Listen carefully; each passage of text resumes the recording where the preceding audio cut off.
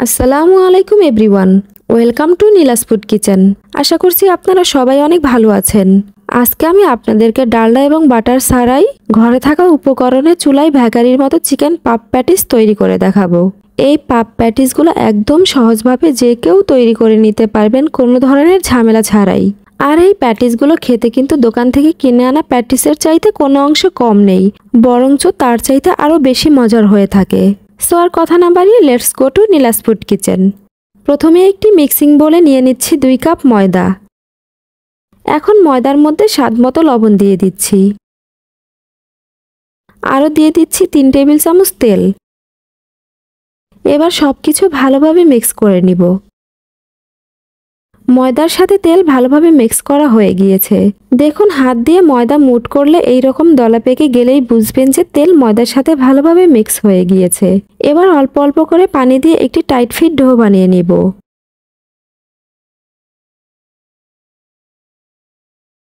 ময়দার ডো বানানো হয়ে গেলে এটিকে ঢেকে রেস্টে রেখে দিব 20 মিনিটের জন্য। আর এই সময়ের মধ্যে আমি ভিতরে দেবার পুরটা রেডি করে নিব। তার জন্য চুলায় একটি প্যান বসিয়ে 2 টেবিল চামচ তেল দিয়ে দিচ্ছি। তেল গরম হয়ে আসলে 1 কাপ পেঁয়াজ কুচি দিয়ে দিচ্ছি। লবণ দিয়ে দিচ্ছি স্বাদ মতো। কাঁচামরিচ কুচি দিয়ে দিচ্ছি 1 টেবিল চামচ। এগুলোকে হালকা ব্রাউন কালার করে ভেজে নিব। পেঁয়াজ ভাজা হয়ে গেলে 1 টেবিল চামচ আদা রসুন বাটা দিয়ে দিচ্ছি। আদা রসুন বাটা এর কাঁচা গন্ধ দূর না হওয়া পর্যন্ত ভেজে নিব। এখন এর মধ্যে সামান্য পানি দিয়ে দিচ্ছি। তারপর দিয়ে দিচ্ছি হাফ চা চামচ মরিচের গুঁড়ো, ভাজা জিরার গুঁড়ো দিয়ে দিচ্ছি হাফ চা চামচ, গরম মশলার গুঁড়ো দিয়ে দিচ্ছি হাফ চা চামচ, ডার্ক সয়া সস দিয়ে দিচ্ছি হাফ চা চামচ। এবার মশলাগুলো কিছুক্ষণ কষিয়ে নিব। মশলা কষানো হয়ে গেলে এর মধ্যে চিকেন দিয়ে দিব। আমি চিকেনের একটি ব্রেস্ট সামান্য লবণ এবং পানি দিয়ে সেদ্ধ করে এই রকম ঝুরা করে নিয়েছি। এইখানে প্রায় 1 কাপের মতো চিকেন আছে। মশলার সাথে চিকেন কিছুক্ষণ কষিয়ে নিয়ে এর মধ্যে পানি দিয়ে দিচ্ছি 1/3 কাপ। চিকেনগুলো 3 থেকে 4 মিনিটের মতো রান্না করে নিব। রান্নার একদম শেষ পর্যায়ে ধনিয়া পাতা কুচি দিয়ে দিচ্ছি 1 টেবিল চামচ।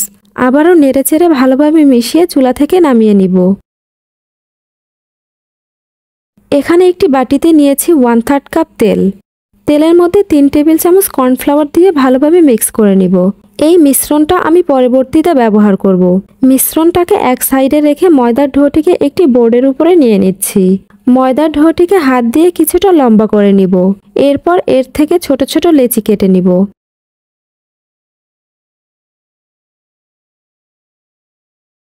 আমি মোট 13টি লেচি কেটে নিয়েছি। সবগুলো লেচি সাইডে সরিয়ে রাখছি। তারপর এখানে একটি লেচি নিয়ে নিচ্ছি। এবার আমি এই লেচিটা দিয়ে পাতলা একটি রুটি বেলে নিব।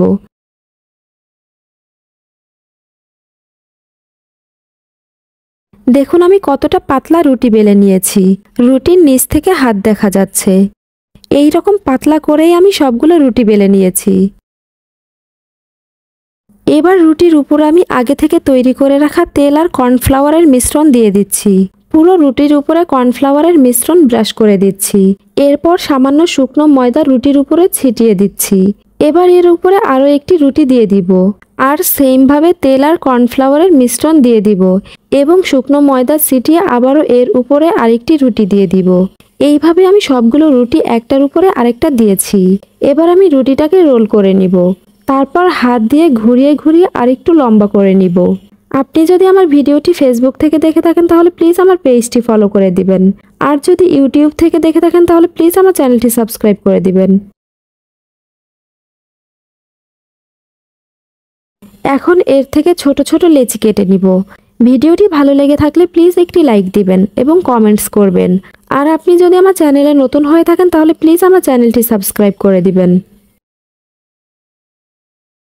আমি মোট 9টি লেচি কেটে নিয়েছি। এখন একটি লেচি নিয়ে যতটা সম্ভব স্কোয়ার করে দিচ্ছি।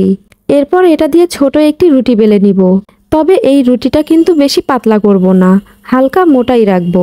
আশা করছি আমার আজকের ভিডিওটি আপনাদের কাছে অনেক ভালো লেগেছে আর সহজে লেগেছে। রুটি বেলা হয়ে গেলে এর চারিপাশ স্কোয়ার করে কেটে নিচ্ছি। এবার এর উপরে তৈরি করে রাখা চিকেনের পুর দিয়ে দিচ্ছি। এবার আমি এর চারিপাশে পানি ব্রাশ করে দিচ্ছি যাতে এটি ভালোভাবে আটকে থাকে। তেলে দেবার পর যেন খুলে না যায়। দেখুন কত সহজে প্যাটিস তৈরি হয়ে গেল। এইভাবে আমি সবগুলো প্যাটিস বানিয়ে নিব। চুলায় একটি প্যান বসিয়ে তাতে পর্যাপ্ত পরিমাণে তেল দিয়ে নিয়েছি। তেল হালকা গরম হলে এর মধ্যে প্যাটিসগুলো দিয়ে দিব।